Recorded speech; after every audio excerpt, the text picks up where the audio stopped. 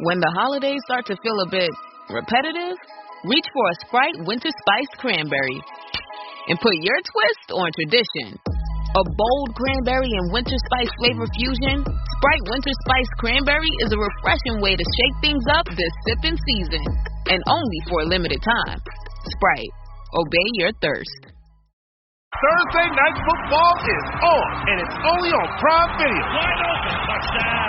This week, the Dallas Cowboys and Detroit Lions face off in a high-octane clash. Look at this, it's on the money. Coverage begins at 7 p.m. Eastern with football's best party. TNF tonight, presented by Verizon. Not a Prime member? Not a problem. Simply sign up for a 30-day free trial. It's the Cowboys and Lions, Thursday at 7 p.m. Eastern, only on Prime Video. Restrictions apply. See Amazon.com/Amazon Prime for details. Every who down in who Newville liked the holidays a ton, but where to get great prices on gifts, they had no idea. None. They searched and they searched for great gifts under $25. Gifts for spouses and friends and even their toddlers.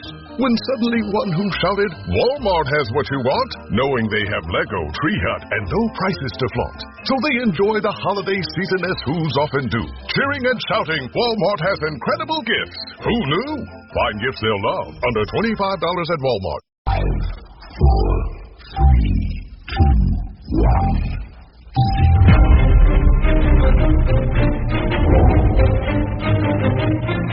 Christian Moore back to Jack Goodchild on the blue line. He manages to get it wide to Jacob Minter. Jack Goodchild with the shot, and the Slough Jets are taking the lead on the power play with 23 seconds remaining. And Jack Goodchild is Kane Russell with the shot cross goal. No need for the save from Lorne. And Campbell has found himself on. And it's 3-1 to the Chelmsford Chieftains. They have hit back quickly.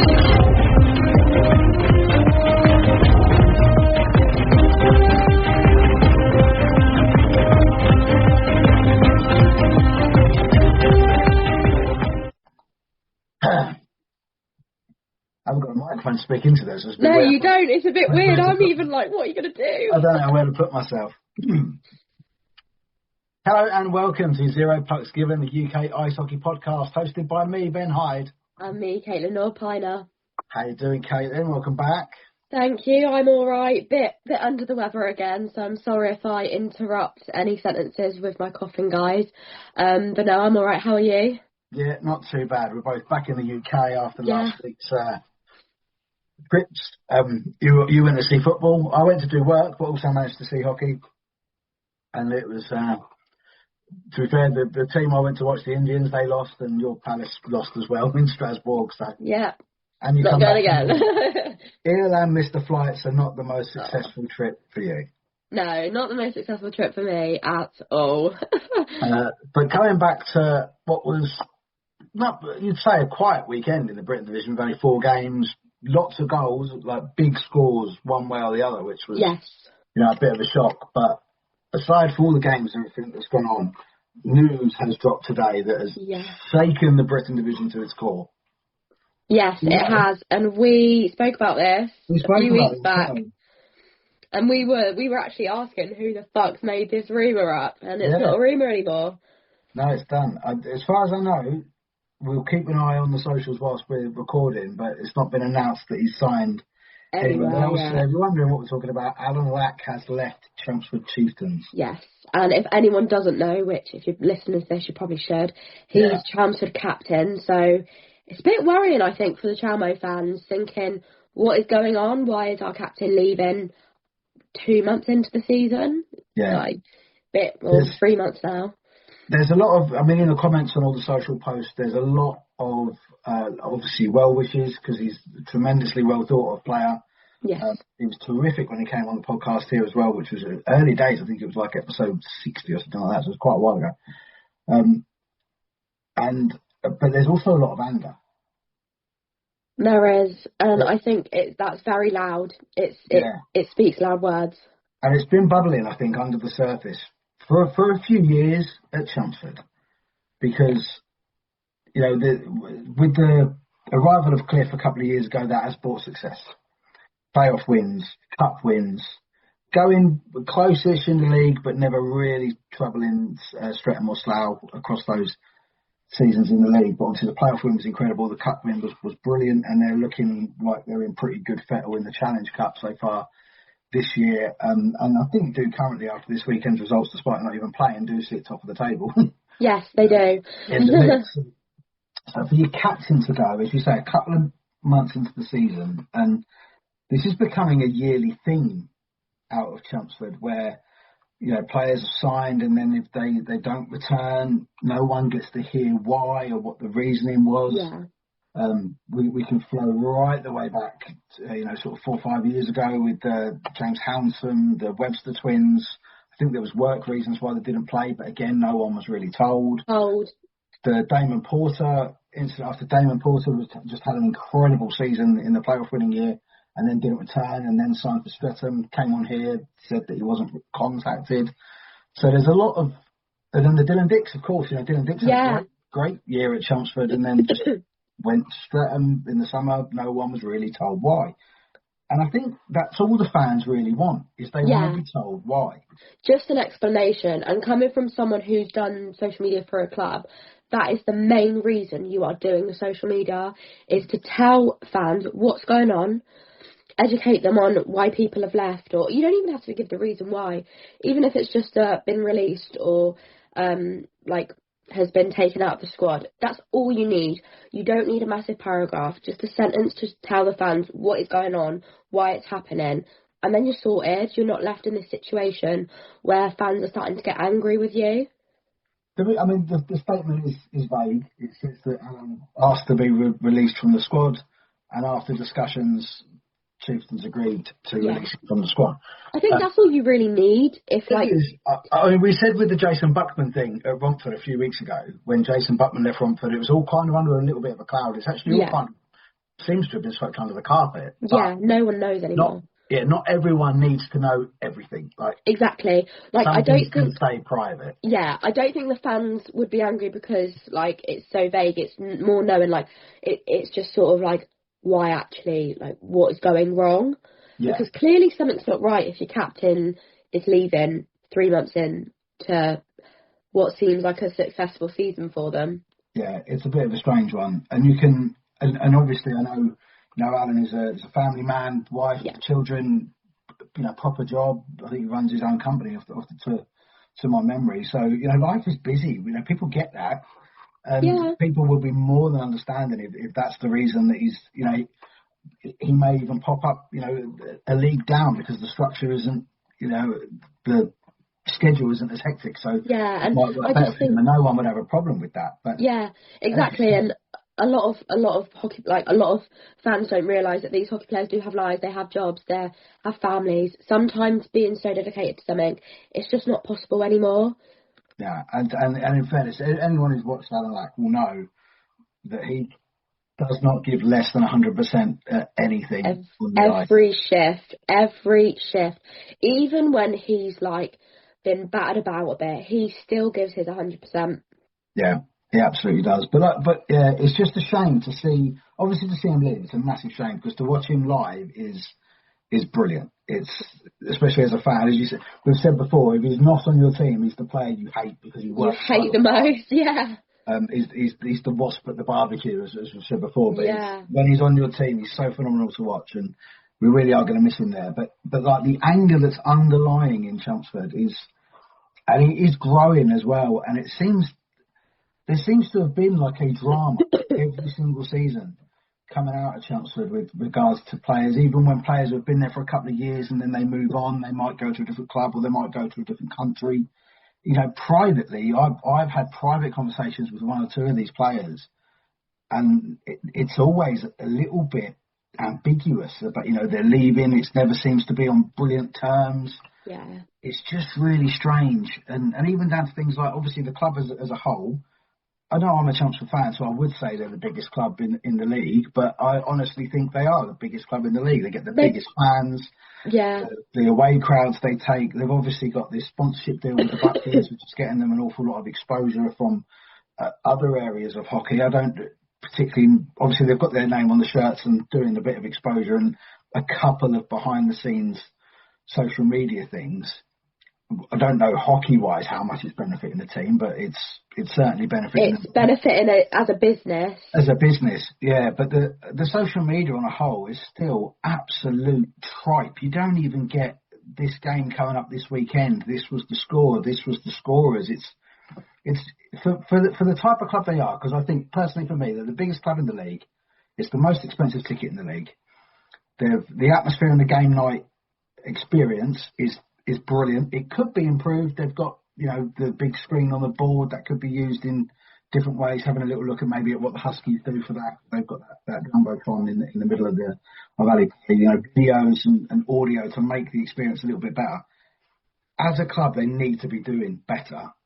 In the social media, yeah, they do. And I know it's easy for me to say because obviously I know what it's like doing social media, but all it takes, like I said, is to just inform your fans what games you've got coming up, what the scores are, if there's been any incidents at games, or I think the only time I've seen Chelmsford post something about a game is if it's been cancelled and to tell fans to not go. That is just not enough. It's just not enough. You need to be telling your fans where the game is, what time, how much it costs to get in that rink. That's all you need to tell them. They're not asking for a paragraph each time because some clubs, they give it their all. I mean, Cardiff, bottom of the league, their social media is top tier. They've always got stuff going out. You're top of the league at the moment. Like you said, I think they are probably the biggest club in the league, just with the attention they're getting, especially now with the Buckleys. You need to just be posting on social media just that bit more. Yeah, and even, like I say, just the stuff of, this game's coming up, or this is the roster for today's game, and whatnot. Do the basics. But as you say, teams like Cardiff, like Streatham, Slough, and Invicta, the work that, obviously the photos from Chelmsford, they're incredible. Simon Doug can take good photos. Photographer hands down. But what Invicta do with Freya McCune, that brilliant video stuff that she gets. Solent were doing it last year with Jack Flower, who's living in Canada now and working in female hockey out there. But this is what the fans want to see because, we support the team all week and we come to the game on the weekend if we can, if we schedule or buying a ticket or whatever. But that's what we need back. We want the behind the scenes stuff with the players, what the Streatham team do with the going on practice on a Thursday night and they all have to answer a question. Exactly what I did last year. It can take time and effort, but all you've got to do is go to the training night, ask them a few questions, film it, edit it, post it. It takes up a lot of time, but if you're going to take that role on as doing the social media, you that comes with it. Yeah, absolutely. It's, like I say, for the size of the club in the league they're in, it needs to be better. It needs to be better. And I actually thought it was going to get better. Obviously, they posted the reaction thing near the start of the season. I think it was just before we had Ross on. And I thought, maybe it's getting an improvement, they're going to be posting a bit more. It's just slacked again since. Yeah, I think did Ross or someone say that about a bench cam? But I think Chelmsford were doing where they were going to have a GoPro on the benches and then that could all be edited together to sort of show simple things like that. Yeah, it's just something simple that the fans really. Not only do the fans enjoy it, I mean, you've worked in social media. Obviously, I have to do social media for this. That's what gets you engagement, and that's what gets the numbers. Of course it does. Even though they probably don't need much more engagement because they still do get a lot. Like you said, their away fan base is amazing. I've seen it firsthand. I've got videos of their fans celebrating after goals at Slough. They are insane. It's still though, you still need to engage with people online. Yeah, and social media is a massively growing thing. It will continue to grow in sports. So just use it. As we said, it's just about giving that little bit back. Yeah. Because obviously people spend a lot of money on the tickets and the travel and the jerseys. I mean, we could kind of, not that we want to do on Chelmsford all night. We're not going to do that, obviously. But, the Christmas jerseys have been announced. Again, it's another auction. So they go big money. It tends to be the same people every time. People get the jerseys in the auctions because they've got more money. You can order your own non-player jersey, but then you can't even put a number on it. Even your own name and number you can't do. which is, again, for me, it's just, it always feels like it's made hard work to be a Chelmsford fan. But, and I think sometimes, obviously, I'm not saying this, but it can seem like it comes across as it's all just money. I get that. Like, I'm not going to say that because don't want to cause any drama. But I think sometimes if I was a Chelmsford fan, that would be how it would come across. Yeah, I think last season as well. I think that there was 4 or 3 special jerseys in the space of 4 weeks. And like, how is that feasible for anyone? It's a lot of money. I think there was the cup jersey that they ended up winning the cups, and then the cup jerseys were auctioned. There was the charity jersey. Obviously, the money went to charity, so everyone doesn't have a problem doing that. That 100%. If it's for charity, 100% understandable. Yeah, and then I think then there was the reverse retro playoff jersey, which again was a gorgeous jersey, but it was. I think I said at the time, it's a bench buddy printed jersey. You know, if it was embroidered, and I think same of all the clubs. If all the clubs made a special jersey or 1 or 2 special jerseys a season, but it was a top quality jersey, it was stitched, it was embroidered, then the fans wouldn't mind paying 125 quid, 130 quid for it, because that's how much an NHL jersey costs. Exactly. Because of that quality. But I understand, as you say, you know, clubs have to make ends meet. Yeah. So completely understand that. But again, we're having this conversation because we don't know. Because we don't get told anything. It all sort of just comes down the communication from the club to its fans, and also not just the fans but the wider hockey community, like the fans of every team in the league. If Chelmsford are playing, I have to know who they're playing so I can see the score, so I can search the other team's score, because Chelmsford don't post it, and if they do, it's either on like unofficial like Facebook groups or like it's in comments, or it's in a private group on Facebook for Chelmsford fans that they won't let any other fans in. Yeah. So. Yeah, it's a bit difficult. And it feels a touch clicky at times in the upper echelons of the club. But, you know, that could be, you know, part of the reason why some of these players that are here for 2 or 3 years then decide actually, you know, I'm stepping away, because you have to look at the quality of player that Chelmsford have had over the past few years that stay for 1 season, 2 seasons, and then jump ship. Yeah. So it's a bit of a strange one, but obviously we wish Alan the very best wherever he pops up and wherever he goes. Continue to play. I was surprised to see him return, because the injury that he got at the end of last year that kept him out of the playoffs. I think it was a torn bicep or possibly a torn pectoral muscle as well. That's a bad injury when you're over 30. And it's not just that, it don't affect just your sport. Like, that sort of injury affects the way you just move about in life. Yeah, so I was surprised to actually see him back. But yeah, honestly, I've got nothing but love and time for him, and I wish him the very, very best. Yeah. Another player, former Chelmsford player actually. Former Oxford player. Former Oxford player as well. Yeah. Back in hockey is Petr Cech. He's back at the Haringey Huskies. Haringey, yeah. So he's obviously dropped a league down from Chelmo and Oxford. But it's nice just to see his face again back in hockey. Not only does it just bring a lot more like fan base to ice hockey, which is great. Like, I'm such an advocate for people coming to watch ice hockey, because it's a great sport and it needs more credit for what it is in the UK. But yeah, it will bring a lot of attention to Haringey. It will, and Haringey are doing things very, very right this year. Like, yes, we're talking about the socials. Like, their socials is spot on. Spot on, yeah. They've got the jumbotron. Yeah, it's all right. It's 4 screens back to back. It looks like a jumbotron. It looks terrific. The game night experience there is just like, not from personally. I've not managed to get up there this year. Lee has offered me, and I'm dying to find some time in my calendar to go up there. But the intro music, the video that they play on the screens for the intro, it's terrific. They've got some terrific players there this year. Of course, they've got Pentecost, Ruskin, Springer, Hughes, Jocelyn Newman. We're literally streaming off these top quality players. NIHL 1 players. That is why they're doing well, because their team is not NIHL 2 worthy. It's NIHL 1 worthy.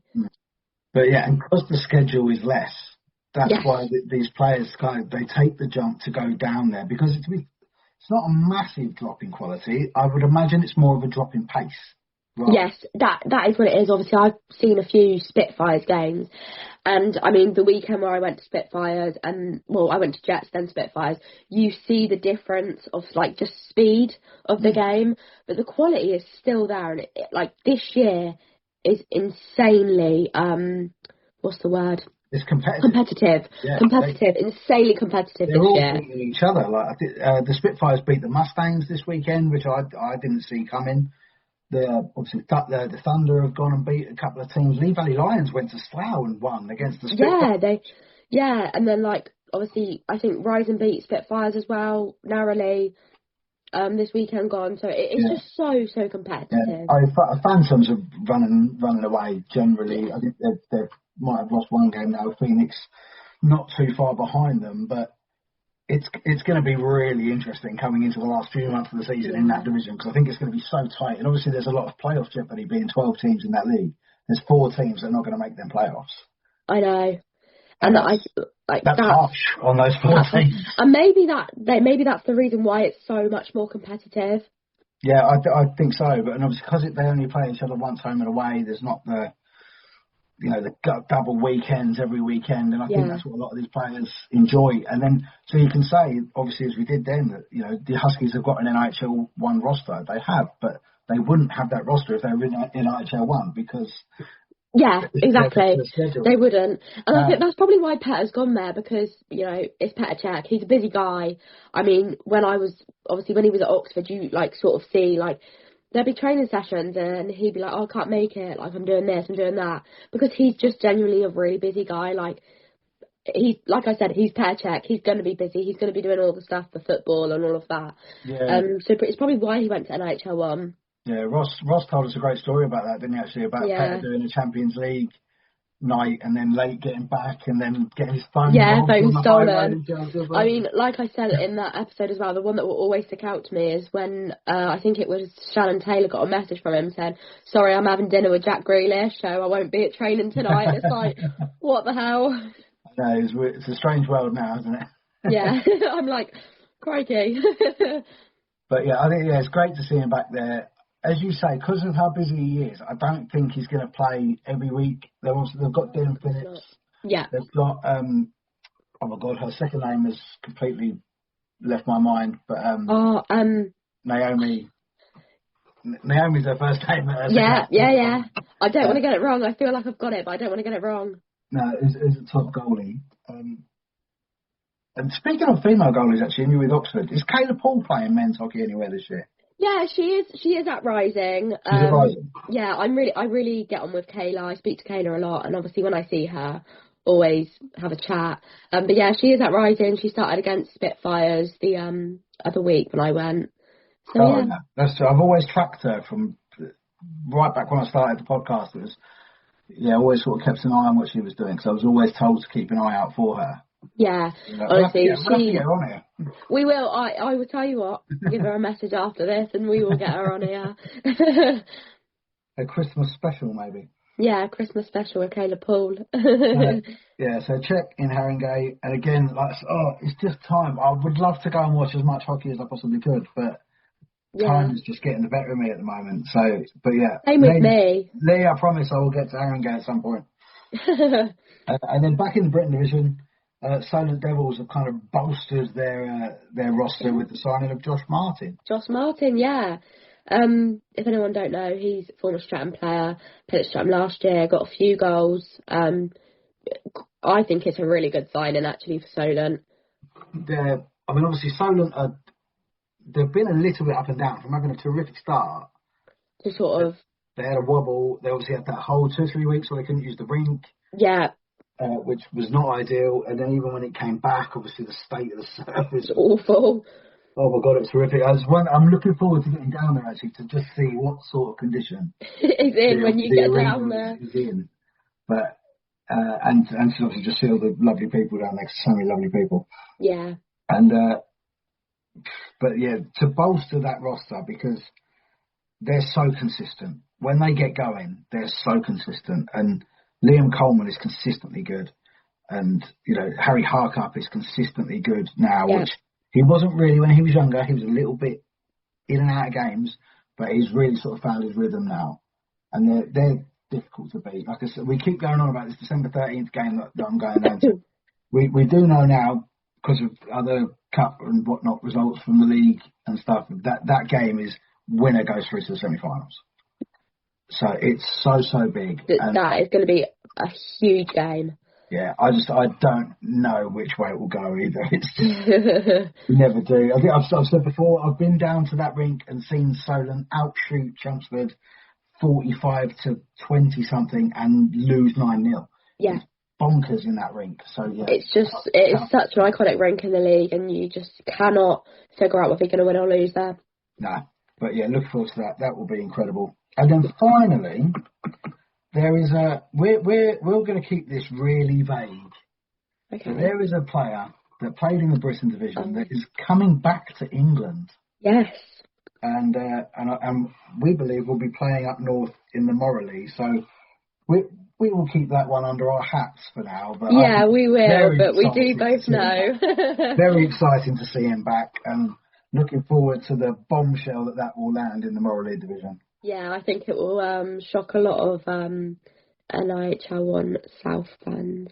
But I think in the Moralee is gone a weird way so far this year, because Billingham, who kind of, as a juggernaut, crushed all in their path last season, have fallen by the wayside this year. Yeah, they've had some really crap results. Yeah, and like Solihull are flying, and Blackburn are flying.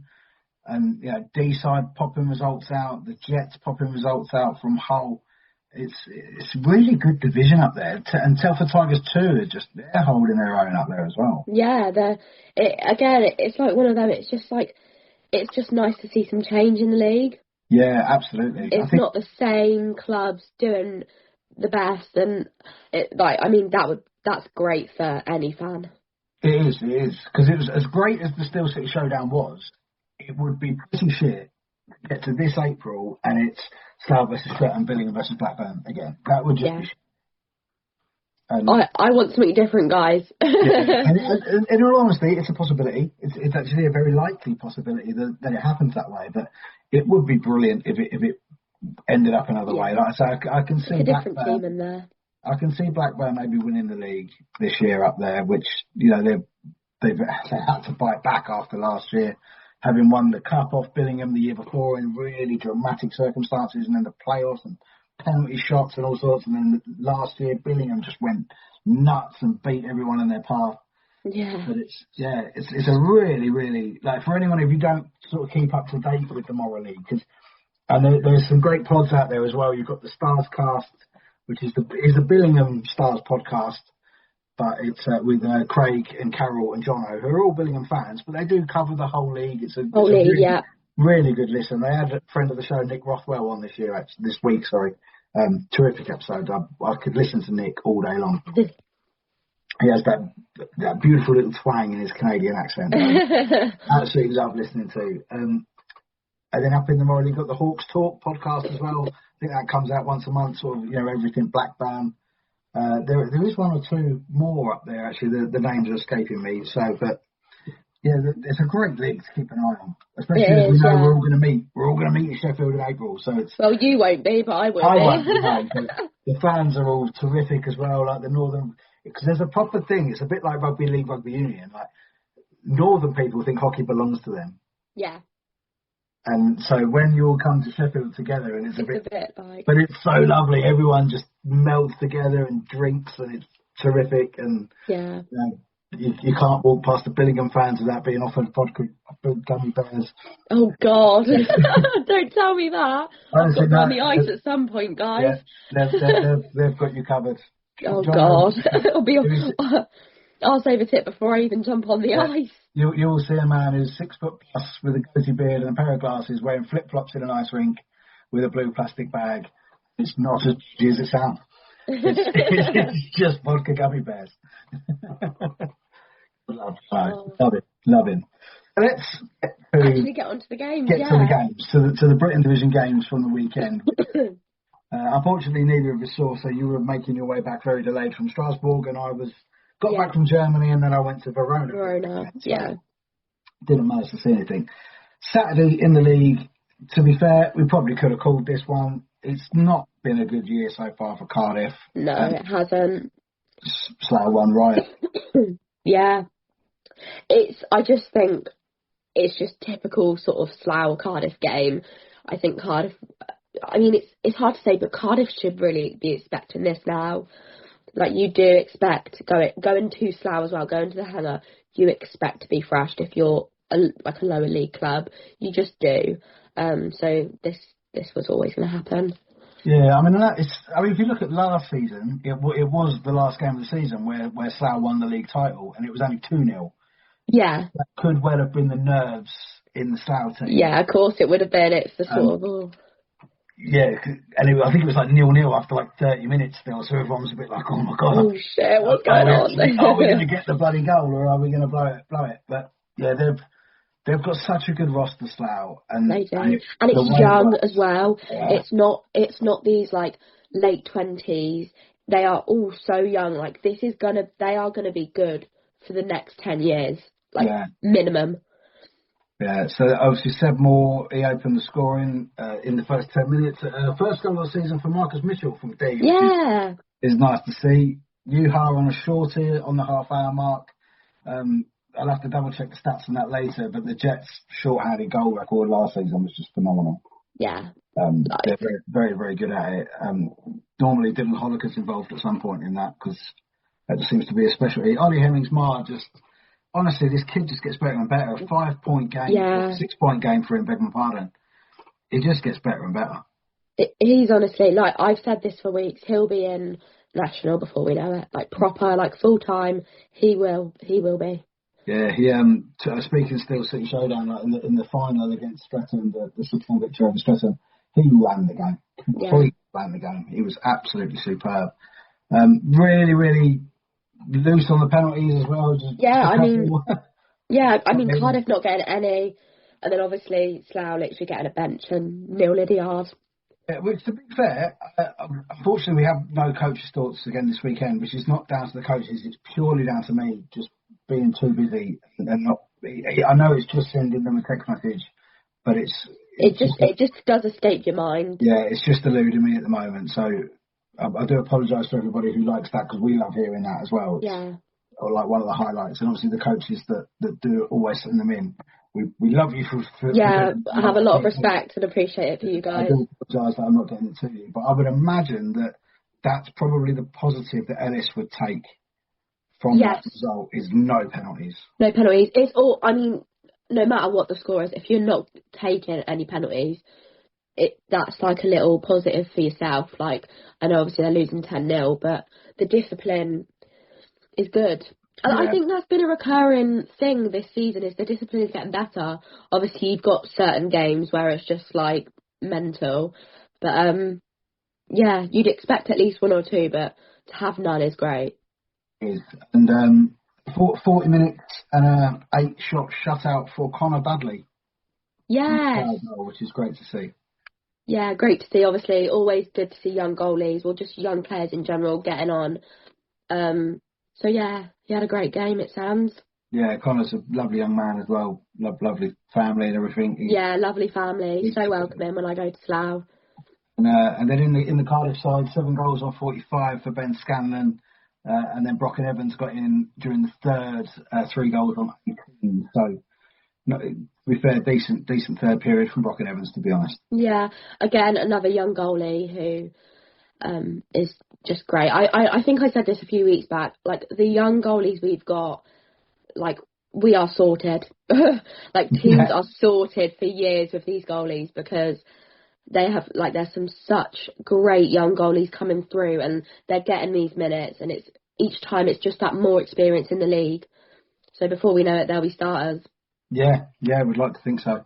So that was in the league, that game 10-0 for Slough, and we move on to Planet Ice in Gillingham, where the Romford Buccaneers headed to Invicta. To be fair, I was probably expecting a little more of a close game than this from these two. Yeah, and No. I think obviously we had like a week off, and I know Romford got their first few points on the board. So I sort of expected a bit better from Romford, like regarding the scoreline. But obviously Invicta, again, it's another rink that is hard to play in if you're an away player, because it just is. It's a shit rink. The ice is awful. The Invicta lot will know exactly where like the puck stops, because it does stop. But yeah, again, another Aaron Connolly hat trick. He's just unstoppable, isn't he? Absolutely phenomenal. And like no goals in the first period either. The first period was 0-0. Yeah. So Romford it's probably a shame for Romford, because you sort of going into that second period and it's like, bloody hell, like we're 0-0. Like, we should actually start going on and trying to get a goal. Obviously, I weren't there, so they probably did, but obviously it just didn't work. No, yeah, I would imagine that they probably did have a good goal. Yuri Hushka was still back in the lineup, back at his old club, Invicta. Yeah. A new net on me backing up. Max Van Mullen played the full 60, but Shadi Tumati backing him up, which, if that's one of the young lads coming through, that's Romford are doing that terrifically. Yeah. Again, it's just great to see young goalies coming through. Even if it is just sitting on the bench, you're still getting the interaction with the first team. It's just that experience of being on the bench, seeing what the coach says, and little things like that. Yeah. Yeah, it's, like I say, 5-0. I was probably thinking Romford would at least get on the board, maybe make it a little bit closer, but it just seems like that was, especially after the first period being goalless, that Invicta then kind of sat in and got going. And as you say, when Aaron Connolly gets going, he just very gets little going to do to stop him. But yeah, also, like, Brad Winterbank is a hard goalie to score against. Yes. He's another great goalie. Yeah, I've got, Brad National League level, isn't he? So exactly. He's not exactly easy to score against. No. And he's doing a terrific job as well with Nikolai Deval of being a good little combo, and I would imagine the time that they're spending together, training, and as you say, just the interaction around the first team games is what's bringing Nikolai on a lot quicker. Yeah, and I think sometimes clubs just need to realise it's just that little interaction. It doesn't matter if they're sitting on the bench for the full 60, but like just going to a game, travelling there, wherever it is, having the interaction, sitting in the changing room, hearing what has to be said, that sometimes can improve people. It can. So, 5-0 win for the Invicta Dynamos in the league. And we move on to Sunday. Now, this game was in the Challenge Cup. Yes. So, it created a real opportunity for Streatham to really keep themselves in the Challenge Cup with the visit of Slough. Yeah. My lord, this was a feisty one. It always is, but this one seemed just that little more feistier than the rest, and from the one I saw. Yeah, I mean, shocked by the score, really. You never really expect that much of a distance between both scores. Yeah. But Slough have done it to Chelmsford, so I don't think we should be shocked that they've done it to Streatham. But again, I think sometimes it's just that little bit of getting your opposition just that little bit wound up, and then they lose their shit, and then Slough will just power some in. Yeah, I was going to say 7-1 in the end. 3 of those goals on the power play, so that's exactly what Slough do. Yeah. They'll wind you up to the point of taking penalties, and then they'll hit you on the power. With the power play, yeah. But the game ignited on 3 minutes 15, where and people that may not know or may do obviously Brandon Miles is former Streatham. Yeah. Milesy and Paints are good mates. Yeah.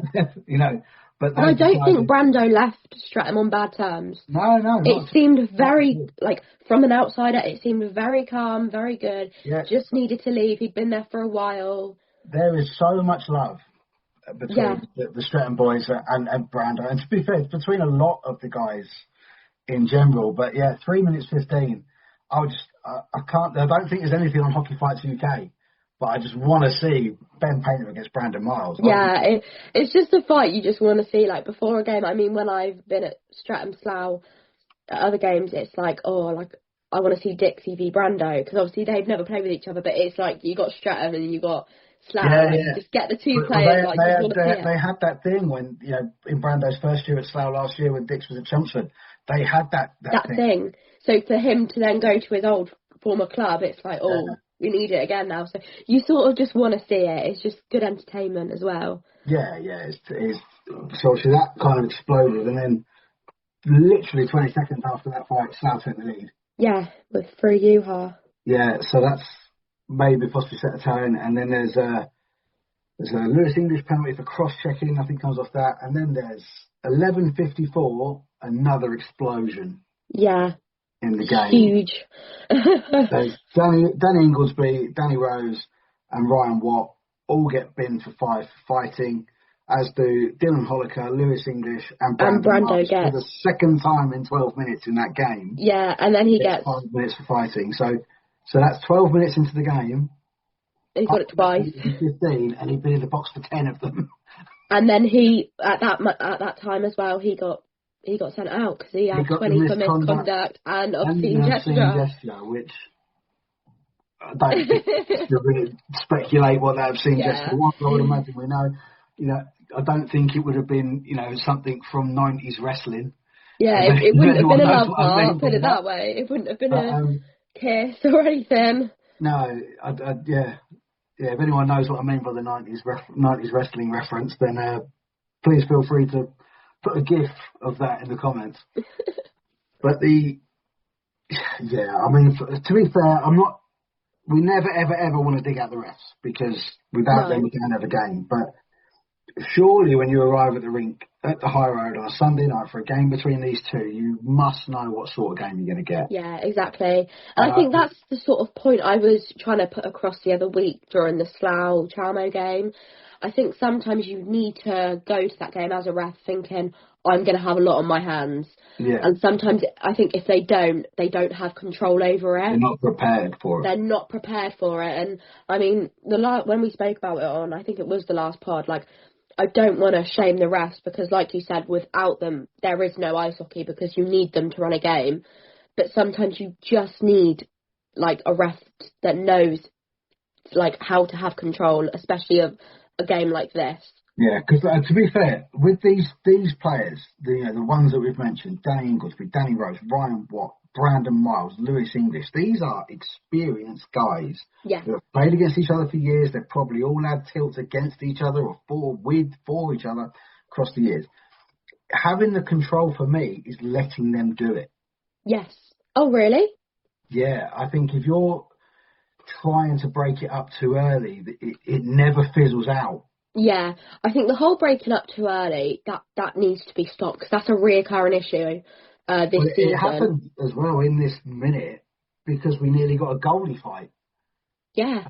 As Brett Shepherd and Matt Smittle took to centre ice, removed gloves and helmets, and everyone was nearly treated to that rare occurrence. But again, the officials pulled that apart. I would imagine there was a lot going on. I know that the brilliant Chris Beale at Streatham is currently combing through the footage to create the highlights of it, which I can't wait to see.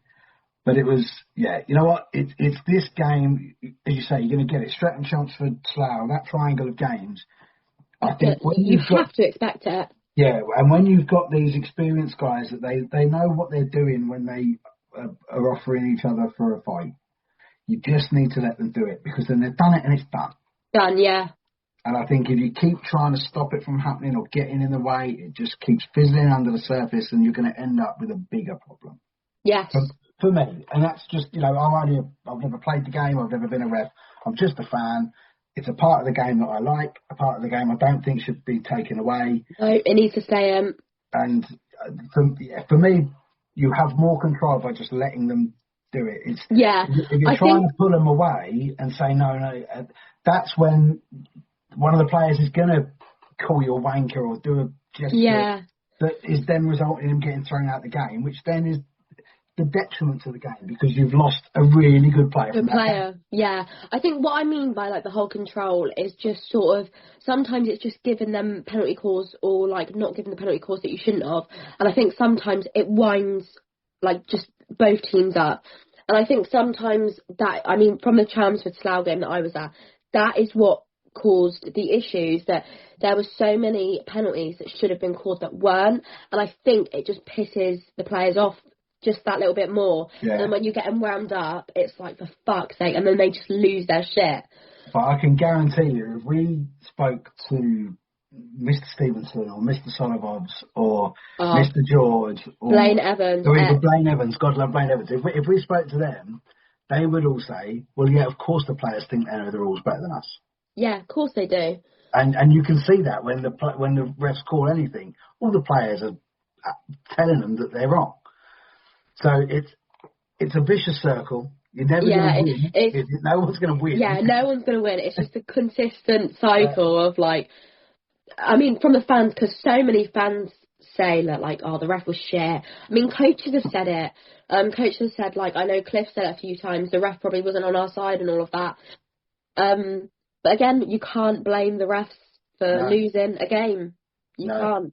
And as we said, without them, we have no game. So we fully respect the job that they do. Yeah. Because it's not a job that I would want to do. No, and you do it right, another team's going to hate you. Let them fight.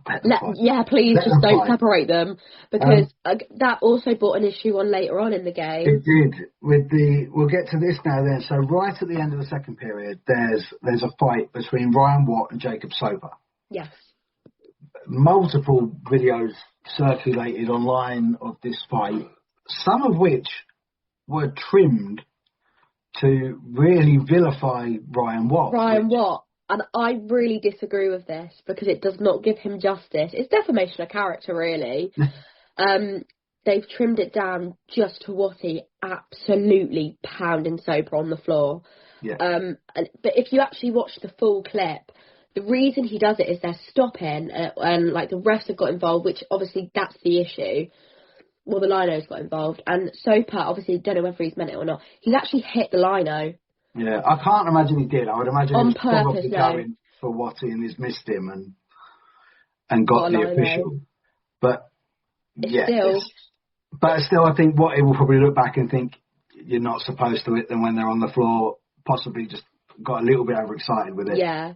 And also words probably would have been exchanged. Absolutely. And another issue is so many players chat shit and don't expect to get banged anymore. Yeah. If you're fighting Ryan Watt, please expect that. Anyone like Watty, please expect that. If you are going to open that, please expect that. I think that's new school, old school, isn't it? Is that the new school players, as we said, some of them are chatting shit, not getting banged. If you chat shit to the old school players, you're going to get banged. And it is going to be hard. Yeah, so there was a few comments on Twitter that were circulating, and a couple on Facebook as well.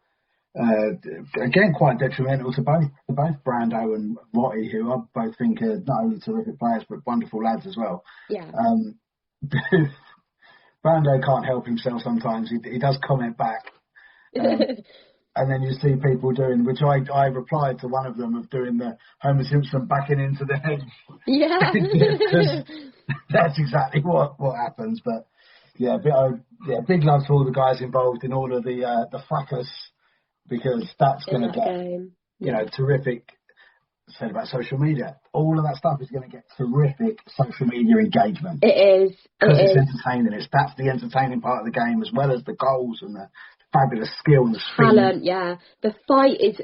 People sometimes, if you ask a lot of like new fans or like even old fans, one of their like best experiences is probably a fight, because it's just so good and it's part of the game, and it will, I hope, continue to forever be a part of it. Honestly, it's one of my favourites. I have two new favourite things in hockey when going to watch hockey. One of them is watching the boys take the smelling salts. It's instant regret once they're done. And the other thing is watching a new fan when there's a fight. They're like, because the face is just like it's incredible. It's just the part of the game that just is.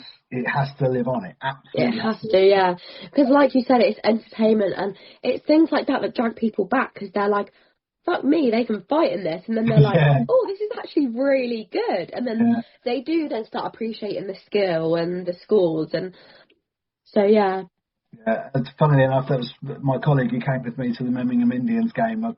I said you had kind of everything in that game apart from a fight. It was the only thing that we didn't have. Terrific goals, penalties, power play goals, short-handed goals, an empty net goal. It was, everything going on in there apart from a fight. But but with the sports gained another fan in my colleague that I took. Yes. he'll be going to watch Manchester Storm at some point. So going through there, a goal for Juha again. Ollie Hemmings-Mar just causing havoc. Ziggy Beasley getting the consolation for Stretton Red Hawks. But what it now means in this Challenge Cup is that Slough have played all of their games and they have 11 points. Chelmsford have 2 more to play and they have 9 points. Both of those games are against Streatham. So what is going to happen? Which, back to our original conversation at the very start of this podcast, is the rumoured destination for Mr. Alan Wack. Yes. So that could kind of like that even more so than it is. Looking at the Challenge Cup table right now as it's in front of me, Chelmsford played 3, so I do bring up. They have 3 games left. One of them is this Saturday against the Invicta Dynamos, who are 0-4 in the Challenge Cup so far. So a win for Chelmsford will put them with 2 games to play and with 12 points. Streatham will have 3 games to play and they will only have 4 points. So they would need the first game. Streatham win that first game against Streatham, which is on the 14th of December, if I'm not mistaken. The Challenge Cup is theirs. Yes. Providing that's the way that it's happening. I think it will be that way. They're not getting a final or anything out of it. But it's a shame, but if it's just a small league table, it could well be decided on the 14th of December at the Riverside. So from 7-1 to the Slough Jets in the Challenge Cup, we move on to the final game of the evening of the weekend, begging pardon, on Sunday in the league. Swindon Wildcats hosting Invicta Dynamos. Now this was a scary one, I think, for Invicta, because last year they did this as part of a double-header away thing where they went to Cardiff and won, and then they stayed at halfway along the M4. I think they all went out and got hammered, and then the next day they lost 3-0 to Swindon. Yeah. I mean, I weren't expecting this. Obviously, again, another Dynamos win against the Wildcats. Potentially this is the start of Swindon's downfall. It's sort of been a few weeks now since they picked up a point. Yeah. So what's not going right anymore? Because I mean, the start of the season they were top team, top of the league, doing so well, shocked absolutely everyone. But is this the start of the downfall for them? Well, I wouldn't say so much a downfall. No, not a downfall. Probably the wrong word. Just a decline in points and results. I do know what you mean. Obviously, they've hit this patch of form, but it's really coincided with a patchy schedule. Yeah, and again, that's probably it. But I mean, the ones that they probably should have won in Invicta and Romford, obviously a few weekends ago, they haven't. So I think that's probably where their fans are probably thinking, shit, is this? Are we not going to pick ourselves back up? Yeah, obviously we'll know when they get there. Yeah, but you did mention as well with regards to their fans that travelling fans wise, it's not great. No, I mean when I went to Invicta, and I mean I know it's a Sunday night, but I expected at least 2 or 3 fans, not parents, not parents or family, actual fans. No one. Yeah, you'd expect at least a carload, you'd expect. Yeah, and that's what I'm saying, I can't count the parents and family that were there as fans, even though they are fans. Without their sons playing, they wouldn't be there. So, I can't count them as fans, that's how I see it in my eyes, but there was literally no one else. It was literally me, my mum and my stepdad. I'll say it's a shame. Because obviously I know they're the second team in Swindon. The Wildcats won are obviously, top level National League side. Yeah. But, and even though, that's a long trip from Swindon to Zurich. And on a Sunday night, I get it. It is a long trip, but that's just one car full. If you look at the other teams that they travel, they do travel. I would imagine that there was more than 5 Invicta fans in the link on Sunday night. I 100% bet it. Yeah. So, I mean, I remember as obviously being a Stars fan, for my whole life, but last year we had an away weekend. It was Cardiff, then Invicta. We had fans, no matter, like, it was the same group, but we had fans both nights. So, like, there's not really an excuse because, like you said, other teams do it. Yeah. So it's just like, maybe their fan base isn't the greatest. Yeah, which was good because it is, considering, say, the way they started the season, that's where it's because that could have really boosted them, have that really good start, then start getting. They put some posts out on the socials, like, for home games, like, you know, people, let's bring horns, let's bring drums, let's create this atmosphere, which is brilliant for home, but you need it to follow. You need to reciprocate it for the away games as well, yeah. Even if it's the same guys, you just need to be dedicated to the club. Yeah, which, you know, to be fair, obviously you haven't got a club this year, so you're travelling around. Yeah, I mean... I have to put my hands up and say that I'm not in that. It's not that I'm not committed, I don't have enough time. I mean, that's when I have the time. I don't anymore. Like, my next few weekends, I doubt I'm going to see any hockey till the new year. So I know obviously people have lives, but if you're going to say that you're a supporter, you're a follower of a club, you actually then have to follow them. And yeah. But so they did. Invicta took control in the first period. 4 goals. Ashley Jackson, Danny Gatenby, Jared Vigor, and Aaron Connolly all getting scored. Again. Yeah, Aaron Connolly again. Again. 4-1 right at the start. Ben Neilson pulls one back before Regan O'Neill makes it 5-1. Will Harding pulls another back, and then Helston Prentice Madstone before Oscar Sagan finally pulls one back. To make it 7-3. Nice to see some of the old Oxford boys getting their goals. Fairly light on the penalties as well, which is again good to see from both sides. Power play goals each as well. Swindon first on the power play.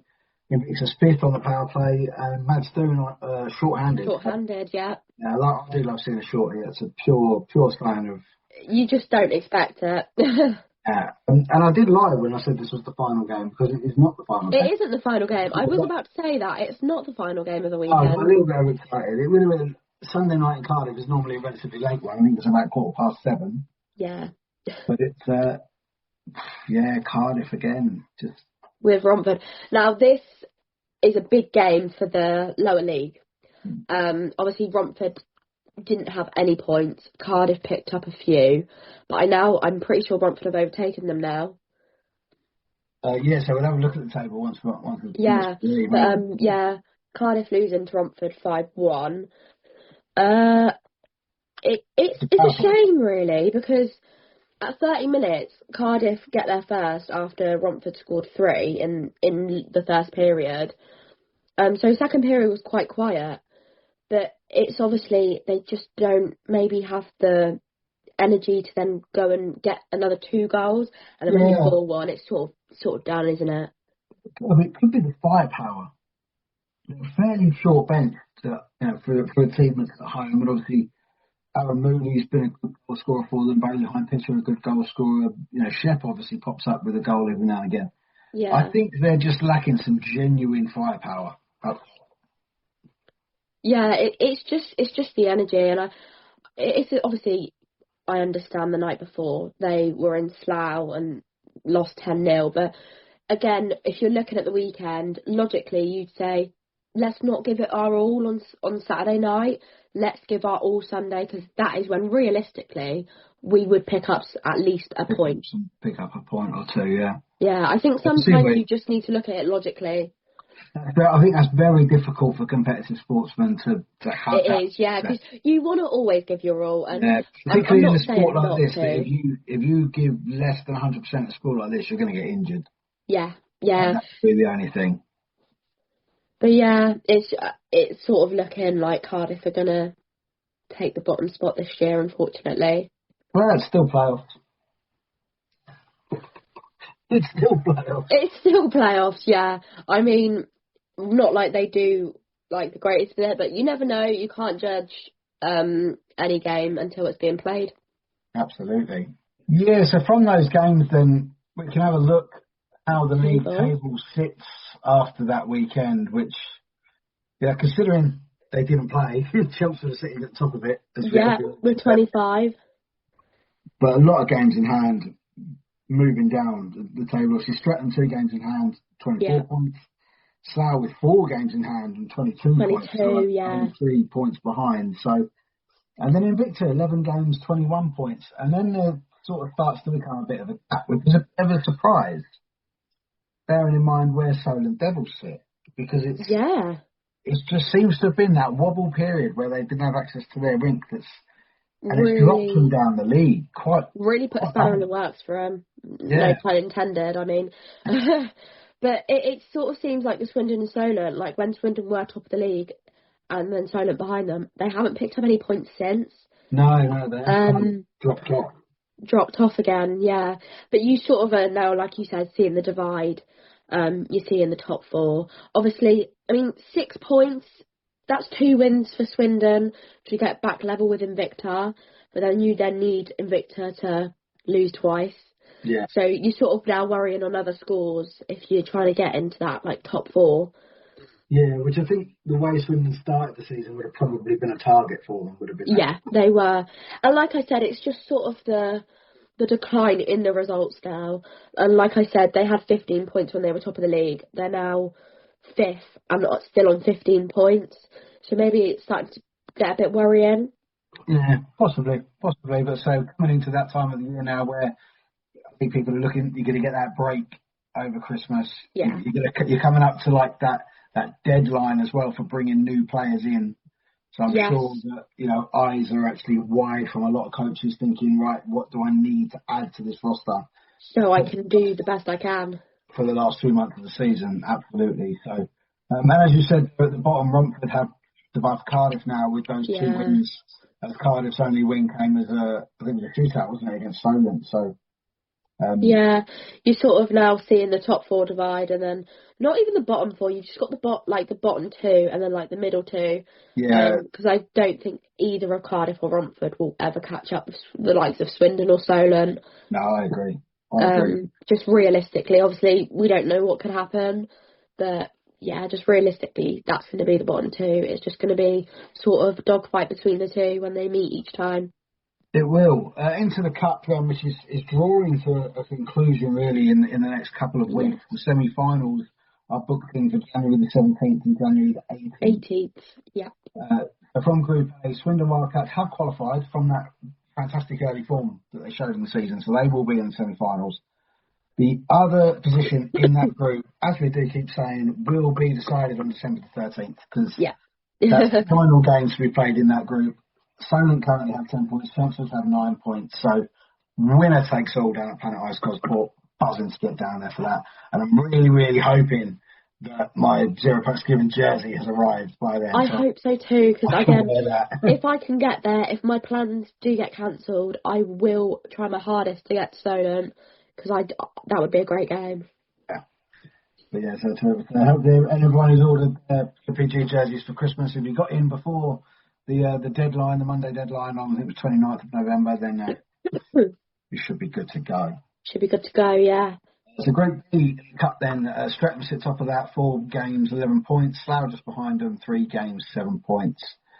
Invicta played 4 with 6 points. Because Slough got that game in hand, you kind of think that's probably done, isn't it? It's going to be those 2. Romford have been eliminated, having not won any of their 5. Any of them, yeah. That's far. And then the Challenge Cup, which we did go through a little bit earlier. Slough are sitting top, played all 6 games, they've got 11 points. Chelmsford have played 3 with 9 points.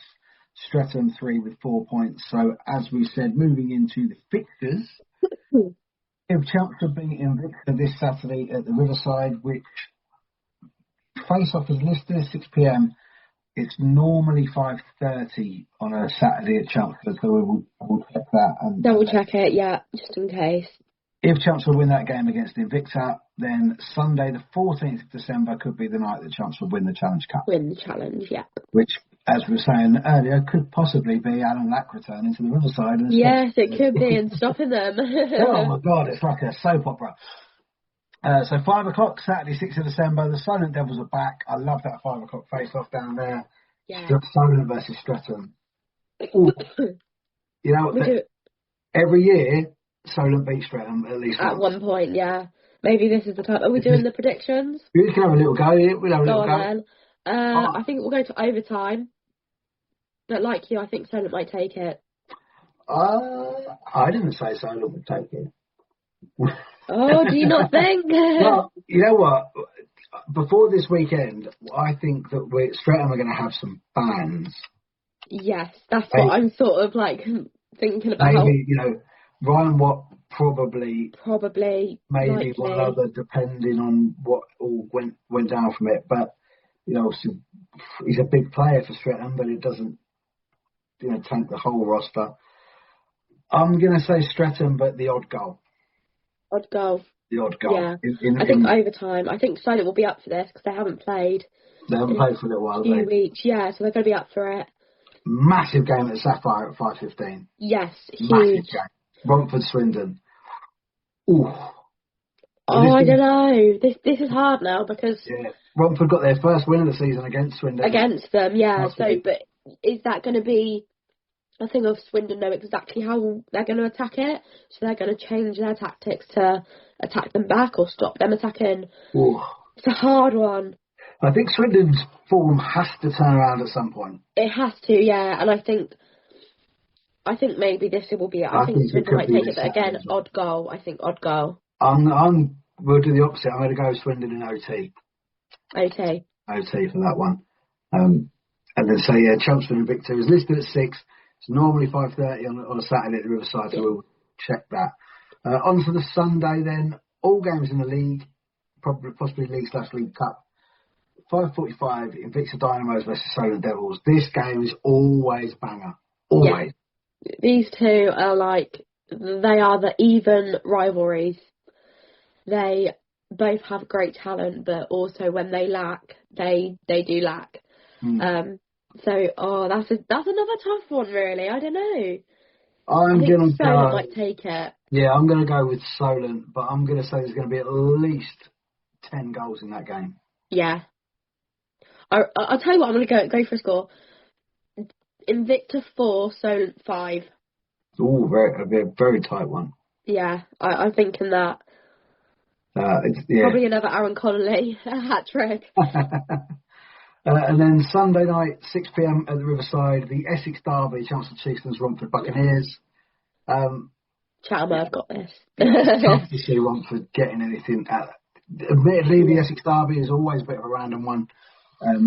Romford do sometimes just turn up for this one. They always turn up for this game. Sometimes they pull it off. Generally, looking back over the last couple of years when they have pulled it off, it's been because they've had the likes of Brindley Caps and Joe Tomlin and in the roster. So which they don't really have that level of player at the moment. But I would say Chelmsford will take 3 points from that one. Yeah. And then the Link Centre, 6:30, Swindon versus Slough. Again, if Swindon up in form, they could make this difficult for Slough.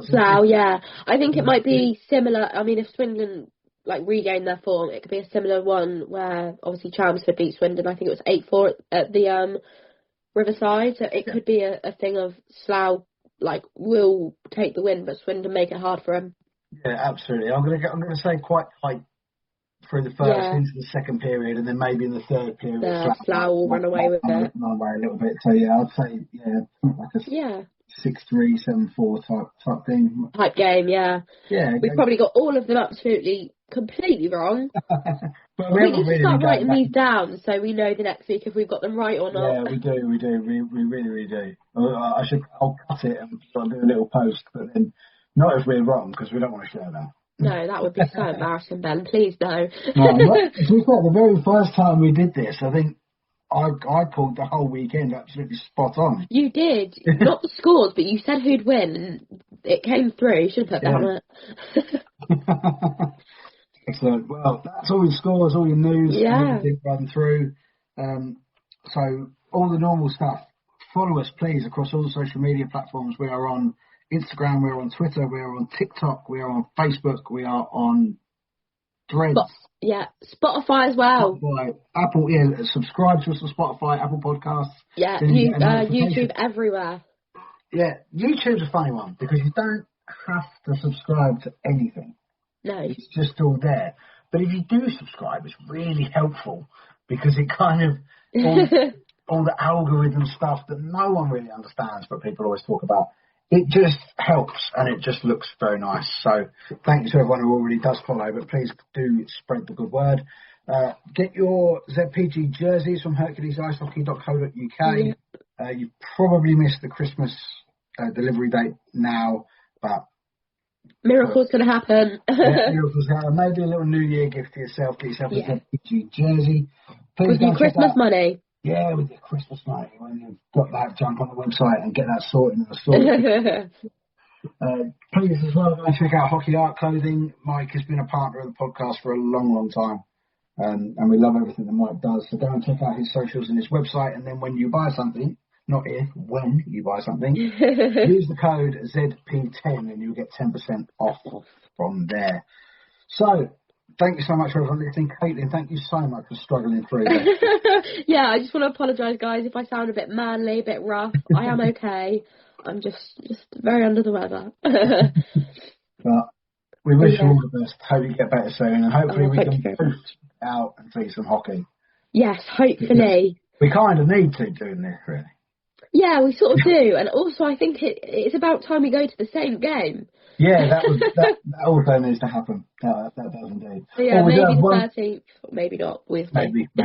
One final thing we do have, unfortunately, the ZPG Golf Day has had to be cancelled. We haven't been able to get a sponsor for it, so and we can't expect these lads to pay for it. No. So unfortunately, we'll have to put that on the back burner until we can possibly get that. For the moment, yeah, unless a sponsor sort of comes up and we can organise it later on. Yeah, but thank you for everyone getting that kind of off the ground. It hovered for a little bit, but unfortunately it sunk for the time being. Yeah. But thank you so much for listening, everybody. Yeah, see you on the next pod. Bye, Ben. See ya.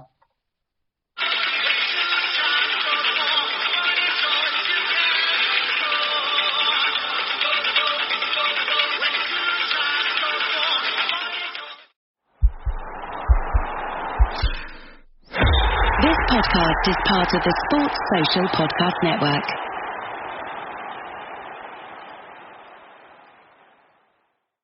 The holidays mean more travel, more shopping, more time online, and more personal info in more places that could expose you more to identity theft. But LifeLock monitors millions of data points per second. If your identity is stolen, our US-based restoration specialist will fix it, guaranteed, or your money back. Don't face drained accounts, fraudulent loans, or financial losses alone. Get more holiday fun and less holiday worry with LifeLock. Save up to 40% your first year. Visit LifeLock.com/podcast. Terms apply.